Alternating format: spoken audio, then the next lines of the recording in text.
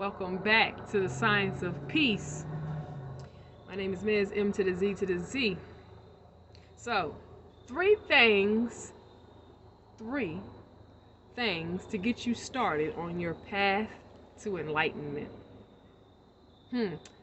Three things. I think that, and this is from things that I have been learning, things that I have been incorporating into my life, and I think it's a great way to look at it is to break it down into three categories. So you have your mind, your body, and your soul or spirit, right? Those three categories. So what are the three things that you can do to help you get started on your path to enlightenment? Let's start with the body. So the body, one thing that you can do for the body is eat light. Now, what do you think I'm talking about here when I say eat light, right? So some people might say, oh, like eat lighter foods, nothing that's too heavy on the stomach. Well, that's one way to look at it. And yes, makes sense. But I'm actually referring to light, meaning cosmic energy, like from the sun, right? So when you eat foods that are directly affected by the sun, they grow because of the sun. And they have that symbiotic relationship. So we're talking about fruits and vegetables, right? Because those fruits and vegetables literally grow because of the cosmic energy that God made, source made, whatever you want to call it, right? It's not man-made, right? So we're talking about there's apple trees, there's pineapples, bananas, fruits, grapes, you know what I'm saying? They all grow and they need the sun, that cosmic energy for them to grow. Plants, you know what I'm saying? Greens, romaine lettuce, zucchini, squash, so many vegetables. But you think about it, they all grow and they use the energy of the sun and the moon. Let's not forget the moon. That's cosmic energy. And the stars, right? So that cosmic energy is divine energy. That cosmic energy is light, right? And light has a very, very high vibration. So when you're eating foods that grow from cosmic energy, those foods naturally have a higher vibration. And not to mention that plants, vegetables, and etc., foods that grow from cosmic energy, they don't have a mind in a sense where like animals have a mind. They have a certain perspective. They have emotions. You know what I'm saying? And habits, etc., that a soul would have, right? And I'm not saying that there's anything wrong with eating meat or being a carnivore or whatever you want to call it. I'm really like at one point in my life when I was a lot younger, it's easy to get swayed into these different perspectives on what's better, what's this, what you shouldn't do, what you should do, right? Well, I'm kind of like at that point in my life where I'm kind of like past all of that, right? I done did every diet you could ever think of. You know what I'm saying? I done been vegan. I've been vegetarian. I've been pescatarian. I've been a meat eater. I've tried the raw diet, like plant-based. You know what I'm saying? What I find works best for me, for my body, is a plant-based diet for me because of what I'm seeking, right? I'm seeking enlightenment, right? So if you're seeking enlightenment, then you would want to perhaps eat foods that are full of light, full of cosmic energy because they have a higher vibration. Now, I'm also an advocate of eat what your body is telling you it wants because your body will tell you what it wants. And then it's up to us to give it to it, right? So sometimes your body may want meat, right? And if you give your body meat, you're giving it what it wants. Maybe sometimes when you are seeking enlightenment, further awakening, your body will start to crave foods that are full of light, full of cosmic energy. You know what I'm saying? And so, to me, at this stage of my life, it does not matter to me if you eat meat, if you're plant-based, if you're vegan, if you're vegetarian. I just feel like all of that is like pretty much divide and conquer when you have the mentality that whatever you're doing is the correct way and everybody else is wrong. I feel like that's ego, right? Edging God out, right? And it should be no judgment, right? I'm really not into the whole the clicks of things. You know what I'm saying? Like there seems to be a whole vegan click movement where, and I'm not saying all vegans do this. I'm not. But there seems to be some judgment for people that for those click vegans, right? Ego vegans, and judging others for eating meat. And then it could be vice versa as well. Like you got the whole carnivore thing. Like, you can go on YouTube and you can go on Google and search, and you'll find 100 reasons why going vegan is great. But then you can also go and search and find 100 reasons why being a carnivore is great. You know what I'm saying? So it's based on your perspective anyway. Whatever you're looking for, you will find. So I don't like the whole divide and conquer and a separation. I'm really not, which is why I kind of like move away from like labels, right? Because the labeling, gives people a certain perspective and judgment based on where they're coming from. So I really don't care if you eat meat or if you eat plants or if you're vegan or if you only eat fish.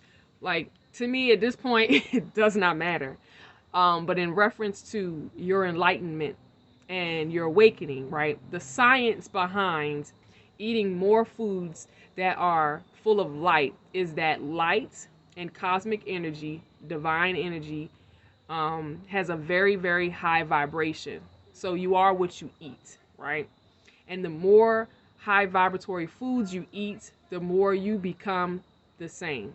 So that is the reason why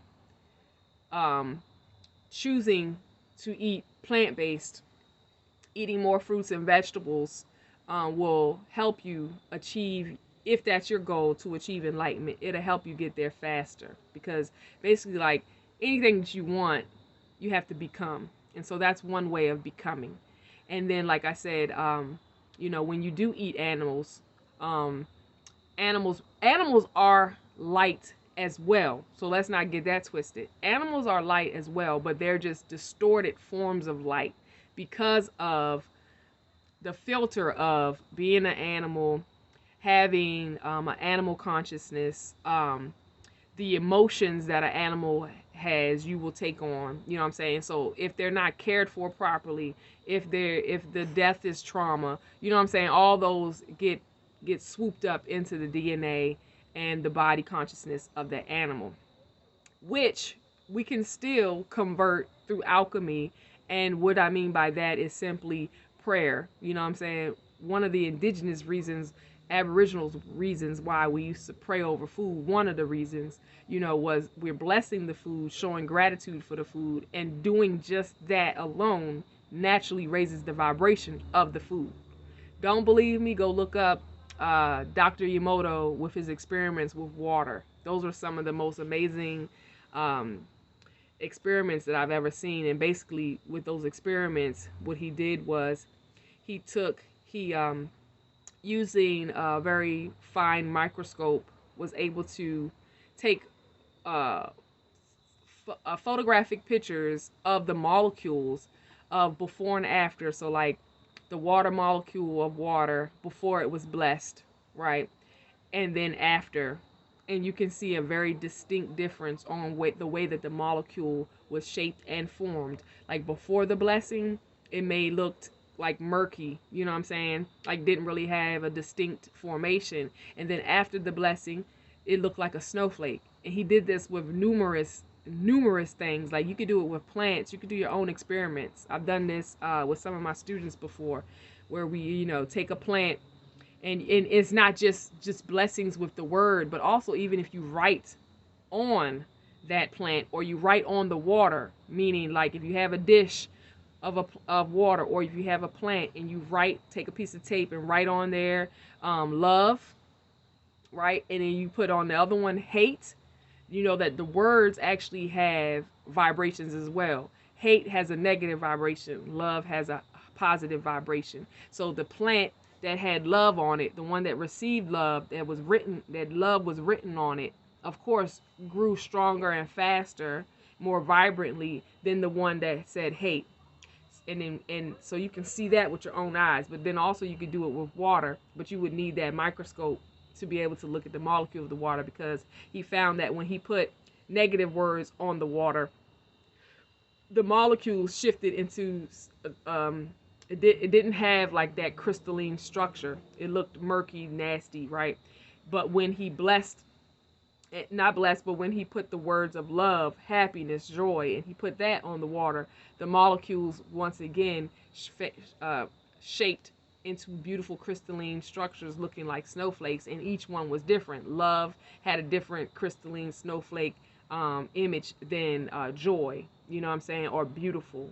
And same thing with like the words, the negative words of hate, ugly, and despair, depression. They all did not form crystals like snowflakes like the ones that had positive vibration. So bringing that back into, you are what you eat, but you also are what you think, you know what I'm saying? So back into the foods that we eat.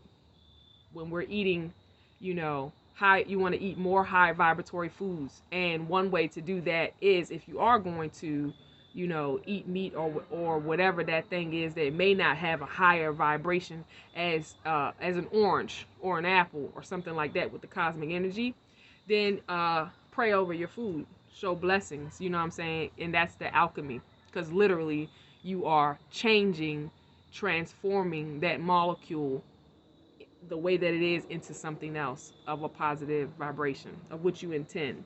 You know what I'm saying? So step number 1 is your body, and the foods that you eat, eating more light. So you want to eat more light. And I know that for me, personally, right now I'm fasting. I'm doing plant-based fast right now.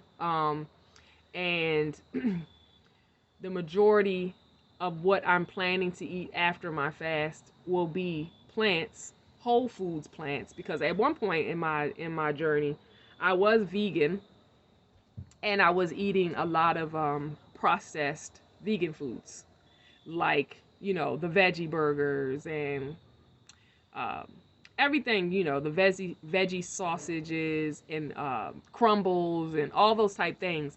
But what I realized is that those things aren't good for you either. So there's a lot of unhealthy. I was an unhealthy vegan. You know what I'm saying? There's a lot of unhealthy vegans because basically it's like you're not eating meat, but you're still eating a lot of processed foods. You know what I'm saying? Which don't hold a lot of light, a lot of cosmic energy. So it's kind of doing a disservice if that is your goal. But some people just don't want to eat the animal, and they don't really care about the health part of it, which, like, whatever, you know what I'm saying, whatever you want to do. But if you are seeking enlightenment, that's a surefire way to get there, is to eat more light, eat more foods that have cosmic energy, pray over your food, show gratitude over your food. That even boost it even higher, you know what I'm saying? And these are things that I wish that I knew when I was younger on my journey, so which is why I want to share with you. And welcome to the Science of Peace. So also I wanted to give you some contrast on like I love cheese, believe me. I love cheese. I know that it's not good for me, right? And I'm not planning on eating cheese at the moment, but I don't know what the future will hold. I may eat cheese, but just think about how cheese is grown, right? Cheese is pretty much mold. You need a dark cave-like structure so that cheese can grow the way that it grows. Now, cheese is delicious, but think about that. Cheese does not have a lot of light. You know what I'm saying? It doesn't have a lot of cosmic energy that interacts with the cheese, so it's very dense. And that's just an example of how, like, as opposed to eating an apple or eating some type of fruit that uses cosmic energy, it's in light, the sunlight, all day long. It's under the moonlight all day long. You know what I'm saying? As opposed to something that grows in the dark. You feel me? So that's just a distinct difference. And when I learned that, I was like, oh yeah, that resonates. It makes sense. You know what I'm saying? And so those are the things you want to think about when you're on the path to enlightenment. So We got the body. Now, also, I want to talk about the spirit or the soul, both. You know what I'm saying? Um, the movement of energy. That's how I look at as your soul, is that movement of energy, right? And uh, one thing that helps with the your path to enlightenment, dealing with your soul, spirit. Spirit literally means breath, right? Literally, the etymology of spirit means to breathe, the breath. And that's exactly another key, a hack to achieving more enlightenment, is to breathe more, right? So we want to eat more, we want to eat better, and we want to breathe better. You want to breathe more, and you want to breathe better, more better. And so what I mean by that is a lot of people do not breathe correctly, right? And we also don't honor, or we're not aware of how powerful the breath is. But just imagine if you stop breathing. Exactly. We die, right? We have a symbiotic relationship with the trees, because what do the trees do? The trees produce oxygen. The trees absorb carbon dioxide. What do we breathe out? Carbon dioxide. You know what I'm saying? And then the trees breathe it in, and then they push out oxygen, right? So we have this symbiotic relationship with the trees. If the world was ever, trees ever went extinct, so would we, right? So in our indigenous cultures, Aboriginal cultures, we honored nature. We honored the trees. You know, when you get into the whole tree hugger, I will hug a tree all day. You feel me? Because I understand the power and the vibration of trees. Trees don't judge you. At least I don't think. Right? They don't have the same mind concepts and judgments and ego, right, that humans do. So trees naturally vibrate higher, which is why every time you get into nature and you get into the country, it's a lot more peaceful there because of all the trees. That vibration is naturally vibrating higher. And so back to, we basically perform mouth to mouth resuscitation with the trees, humans and the trees, right? I'm breathing out carbon dioxide, the trees breathe it in. They breathe out oxygen. I breathe in the oxygen. We have this relationship going back and forth, back and forth. And so when you actually take time to breathe, right? And there's so many books and so many YouTube tutorials about how to properly breathe. Like go search and go look of which ones resonate the most for you. And I would say, from what I have learned, when you want to do your breathing techniques, you want to breathe in through your nose and out through your nose. And there are other techniques too, where you breathe in through your nose, out through your mouth. Pick one that resonates with you. One that I'm working on right now, that I'm actually practicing, is inhaling through the nose, then holding my breath. The same. So if I breathe, if I inhale through my nose, and you want to do belly breathing, right? So you can really get into it. But this is something I recently learned, where you want to breathe in through the nose, and you want to count. You want to do a count on how long you're going to inhale. So right now I'm doing like 9 seconds, inhaling for 9 seconds. So I count, and I'm like, right, and you keep going till you get to 9. And you can and I started out smaller, I started out with like 5. And then you hold your breath for the same amount of time. So if you breathe in for 9 seconds, then you're going to hold your breath for 9 seconds.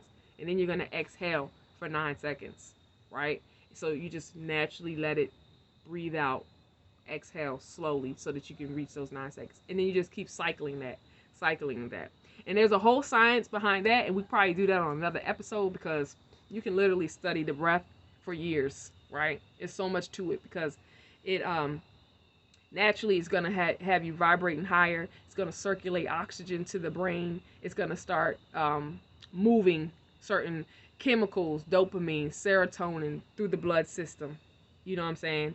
And those things are going to make you naturally vibrate higher. And actually, when you get into some of these breathing techniques, you can literally feel like you are high. Like, that's how powerful it can be, right? And so we got the mind. Oh, we didn't get to the mind. Yes. So we did the body, we did the spirit slash soul, and then for your mind, what can we do to basically increase our vibration, right? And so I would say laugh more. Laugh more. And I feel like that's one of the reasons it naturally resonates with me, because I love to laugh. Like, me and my partner both, we love to laugh. Like, we like to go to comedy shows. We like to watch funny movies. You know what I'm saying? We like to make each other laugh.